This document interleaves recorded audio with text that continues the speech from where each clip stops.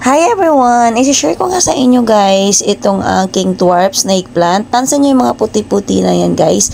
Yan yung mga sakit ng snake plant na tinatawag na fungus. Naalala nyo guys, ito yung aking sinasabi sa inyo before na naglalagay ako ng baking soda na hinahalo sa water. Pero guys, wag nyo bagayahin yung pagbubuhos ng tubig dyan. Ayan.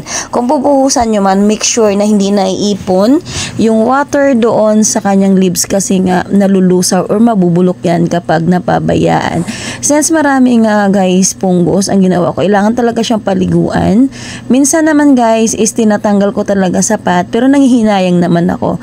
So, dahil hindi nga ako kontento guys, nilagyan ko directly ng baking soda. Ayan. Yung baking soda guys na nabibili nyo kahit sa tindahan, pinahid ko nga yan, pero wag nyo pabayaan na nakaganyan guys ha, kasi magbabrown yung plants nyo and then wala. Malulusaw din yan. So, lagyan natin ng baking soda, pero lagyan natin ng water guys. Ayan. Kumbaga, islinisin pa rin natin. Ayan. Ito kasi guys is naka-recover lang siya from fungus. Ang lagi ko talaga siya nilalagyan ng baking soda na may water or dinadirect ko. Pero nga, binubuhusan ko naman agad ng tubig. Naka-recover naman siya. Ito naman guys yung pangalawa. Lahat yan guys nagkaroon ng fungus. Thank you!